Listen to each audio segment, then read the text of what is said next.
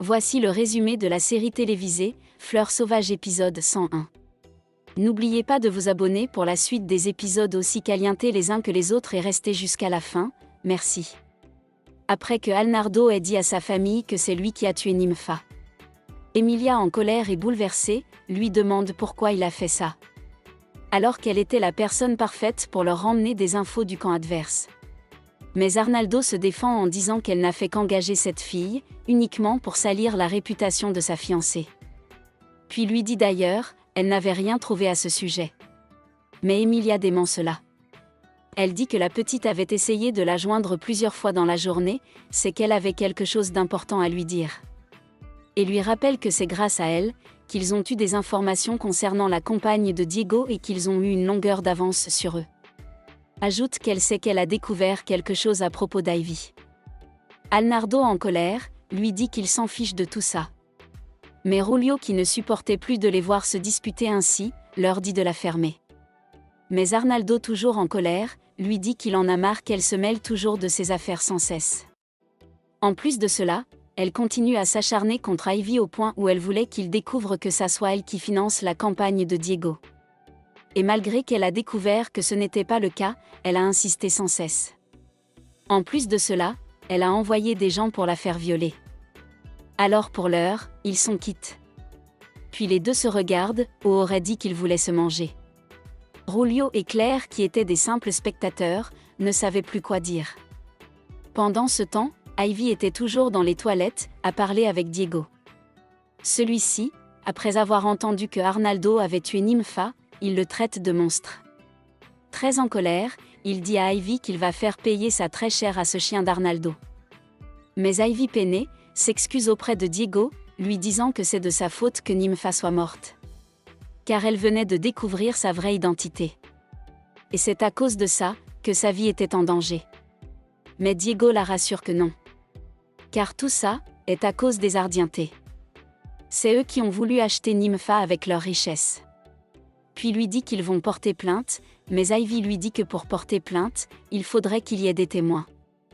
Et pour ce cas précis, il n'y a aucun témoin pour témoigner contre ce criminel d'Arnaldo. Après avoir raccroché, Diego se met à regarder ses anciennes photos avec son amie Nympha et repense à tous leurs bons moments. Puis il allume une bougie pour Nympha. De l'autre côté, Ivy, également étant chez elle, allume une bougie en la mémoire de Nympha. Car, dit-elle, elle a été une victime de plus des Ardientés. D'abord son père, sa Carlotta d'amour, et la Nympha. Puis elle leur promet qu'elle fera payer pour tout le mal qu'ils ont pu faire. Le lendemain matin, pendant que les gens étaient en train de s'occuper des tâches liées à la campagne, Laurine leur dit de prendre du café car il y en a assez. Puis dit à son mari qu'elle espère qu'ils vont retrouver Nympha aujourd'hui. Car depuis là, Diego est triste de sa disparition. Mais ce même moment, Diego arrive avec l'air encore bien plus triste qu'il ne l'avait imaginé. Étonné, il lui demande ce qui ne va pas. D'un air très abattu, il leur dit qu'il a quelque chose à leur dire. Et Laurine lui demande si c'est à propos de Nympha. Pendant ce temps à l'extérieur, un homme était en train de nettoyer le quartier. Quand soudain, il aperçoit un sac noir. Quand il veut soulever pour aller le jeter, il se rend compte qu'il s'agit d'une personne sans vie. Apeuré, il alerte tout le monde. Quand la foule se rassemble et autour du corps, quelqu'un se presse d'aller appeler Laurine et son mari pour leur prévenir de ce qu'il venait de découvrir. Plus tard, quand la police arrive, en ouvrant le sac, les paysans découvrent tous qu'il s'agissait des Nympha. En pleurs, Laurine se demande ce qui s'est passé. À ce même moment, Fernand, le père de Nympha, qui avait vu la foule, va vers elle pour savoir ce qui se passe. C'est meurtri qu'il découvre qu'il s'agissait de sa fille. Perdant le contrôle, il se jette sur le corps sans vie de sa fille. Mais on vient l'attraper car ses empreintes pourraient compromettre lors de l'enquête. Puis Diego le calme tant bien que mal. Quelques instants plus tard, Camilla arrive et découvre aussi avec horreur l'état dans lequel la petite se trouvait. Puis, l'ambulance arrive pour emmener le corps avec elle. Mais son père est toujours inconsolable. Arnaldo, qui s'est égaré discrètement, non loin de là où tout se passait, se dit au fond de lui que bientôt Diego va vivre l'enfer. Car ce n'est que le commencement pour lui. Pendant ce temps, la police interrogeait Diego. Celui-ci leur dit qu'il connaissait Nympha, que c'était son ami d'enfance. Puis coupe court en disant qu'il connaît qui a commis ce meurtre. C'est Arnaldo Ardiente-Torrio. Alors la police lui dit de venir faire sa déposition. Et de là, ils verront si les empreintes collent avec ce qu'il dit. Plus tard de retour dans la maison, Fernand reste toujours inconsolable et n'arrête pas de pleurer sa petite fille. Mais les autres membres essaient de le calmer. En colère, il dit qu'il sait que c'est arrivé à cause des Ardiente. Parce qu'elle s'était liée avec Emilia. Mais Diego le rassure qu'ils vont leur faire payer ça un jour à l'autre. Mais le supplie de se calmer. Car cette famille est très monstrueuse. Camia, curieuse, demande à Diego pourquoi c'est précisément devant son siège qu'ils sont venus jeter le corps sans vie de Nympha. Celui lui dit qu'elle a raison. Que tout ça était déjà prévu par eux. Et il pense qu'ils veulent lui faire porter le chapeau. C'est pourquoi, ajoute-t-il, qu'il doit agir au plus vite, avant que tout ça ne tombe sur lui. Puis se tourne à nouveau vers Fernand, lui disant qu'il va faire justice pour sa fille. Chez les Ardiente, Ivy, qui était avec son fiancé, lui dit qu'avec tout ce qui s'est passé hier, elle aimerait bien qu'ils avancent la date du mariage. Mais Arnaldo, un peu douteux, demande à sa fiancée pourquoi elle voudrait faire cela.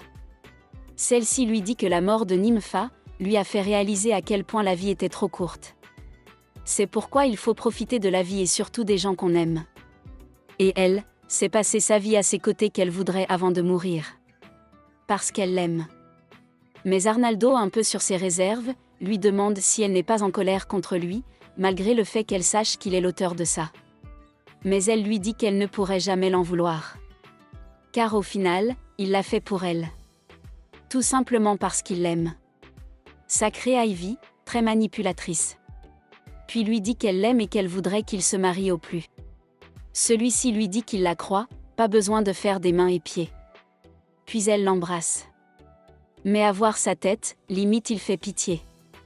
Quelques instants plus tard, Diego arrive chez les Ardiente et fait tout un scandale en appelant Arnaldo. Quand la famille sort pour voir ce qui se passait, Julio lui dit qu'il est vraiment têtu. Car s'il a bonne mémoire, après son dernier passage dans cette maison, et surtout ce qu'il lui avait fait, il n'aurait pas eu le topin de se repointer chez lui. Mais Diego l'accuse d'avoir tué Nympha et le rassure que justice sera faite et il va le payer très cher. Mais Arnaldo, très confiant, s'approche de lui et lui dit que la mort de son ami ne restera pas impunie. Et ça, il peut bien l'assurer. Plus tard, Ivy, sur le point de rentrer chez elle, se demande le jeu auquel il est en train de jouer cet Arnaldo. Mais se promet de retourner ça contre lui. Puis elle s'en va. Le lendemain matin, Ivy surprend Arnaldo avec des designers pour qu'il fasse son costume de mariage. Mais celui-ci, un peu surpris, lui dit que c'est un peu tôt. Mais elle lui dit que comme ça les motiveront à fixer la date de mariage. Ajoute qu'elle a également peur des menaces de Diego. C'est pourquoi elle veut se marier au plus vite. Puis lui demande comment il compte faire justice à Nympha. Puisque lui-même l'a dit. Mais celui-ci détourne le sujet et se met à choisir le modèle de son costume dans les catalogues. De l'autre côté, Diego avait fait venir l'avocate pour qu'elle visionne la vidéo dans laquelle on voyait les Ardiente déposer leur argent dans une pompe funèbre. Le comble, ce sont les armes à feu sans licence qu'ils ont.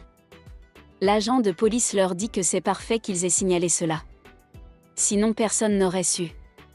L'avocate dit à Diego que si l'arme qui a servi de tuer Nympha se retrouve dans le lot qu'il possède, alors cela sera une preuve bien solide pour incriminer cette famille. Plus tard dans la soirée, pendant que Julio était avec ses hommes dans la fameuse pompe funèbre, la police fait une apparition. Et les hommes de Julio lui informent que la police est là armée. Diego, qui les avait conduits, se dit au fond de lui que enfin, les Ardiente vont payer pour tout le mal qu'ils ont fait. Avant que la police n'arrive dans la pièce.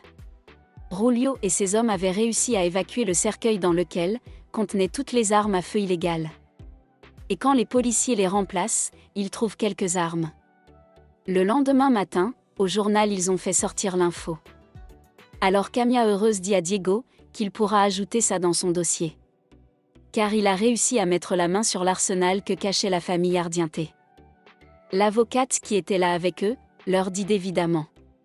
Déjà avec le témoignage d'Arthur, ça fera beaucoup de choses à mettre dans le dossier. Plus tard, ils appellent Ivy pour leur dire qu'elle leur manque. Celle-ci leur dit que c'est le cas aussi pour elle. Puis remercie et félicite Diego pour son coup de maître contre les Ardientés. De l'autre côté, Arnaldo pense à ce que lui a dit son grand-père. Car à cause de Diego, ils ont presque tout perdu. Et cela était en partie l'héritage que devait revenir à Arnaldo. Énervé, il se dit qu'il va le lui payer très cher. Quant à ce même moment, ils entendent deux jeunes filles parler de Nympha et Diego. Surtout les décrivent comment celle-ci voulait de lui mais lui non et qu'il l'avait même poussé pour refuser ses avances. Alors Arnaldo se dit qu'en voici une opportunité à saisir pour faire incriminer Diego. Puis invite les deux femmes à tout lui raconter. C'est sans hésiter qu'elle monte dans sa voiture. Sinon, qui refuserait une telle faveur à monsieur le maire? Le lendemain matin, Ivy et Emilia se livrent encore à une discussion d'hypocrite. Emilia, qui n'a toujours pas décroché, dit à Ivy que si Nympha n'était pas morte, elle sent qu'elle aurait découvert des choses vraiment intéressantes. Ivy lui dit c'est dommage. Puis elle s'en va. Quand Claire la remplace, Emilia lui confie ses doutes à propos d'Ivy. Car il n'y a pas de doute, elle cache quelque chose de très gros. Mais elle compte continuer à faire ses recherches, jusqu'à ce qu'elle découvre ce qu'elle cache. Pendant ce temps, Ivy et Arnaldo donnaient une interview. Quand la journaliste demande à ce dernier si qu'est ce qu'il dit du scandale récent concernant sa famille. Celui-ci dit que cela n'affectera pas ni son mariage, ni ses élections. Au moment où il voulait déraper, Ivy le calme de manière très subtile. De l'autre côté, Diego donnait également une interview, dans laquelle il disait à ses adversaires que peu importe la manière dont il cache la vérité, mais elle finira toujours par se révéler. Bien qu'elle prend toujours le chemin des escaliers, mais elle sera dévoilée un jour. Il ajoute qu'il n'a pas dénoncé leur arme pour entacher la réputation de Arnaldo. Mais il m'a fait car c'est illégal ce qu'ils font. Et ça reste pour le bien de tout le monde. Quant à ce même moment, la police arrive avec un mandat d'arrêt contre Diego, pour le meurtre de Nympha. Mais cela étonne tous les paysans qui étaient là présents à cette interview.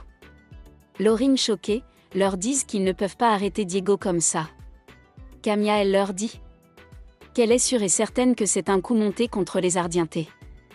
Car ils savent qu'avec Diego comme adversaire, ils vont perdre les élections. Cela enflamme la foule qui ne comprend pas pourquoi ils doivent arrêter Diego pour quelque chose qu'il n'a pas fait. Mais les policiers les calment et leur disent qu'ils font simplement leur travail.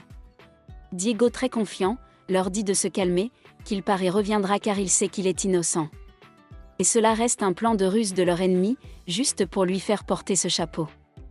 Alors qu'ils savent tous que c'est Arnaldo qui l'a fait. Puis il s'en va, accompagné de Camilla qui, elle, avait déjà averti à leur avocate. C'est la fin de cet épisode résumé. Pensez-vous que Diego réussira à se faire innocenter aussi facilement? Donnez-nous votre avis dans les commentaires, de ce que vous en avez pensé de cet épisode. Merci d'avoir regardé jusqu'à la fin et surtout n'oubliez pas de vous abonner et d'activer la cloche de notification pour la suite des épisodes. À bientôt.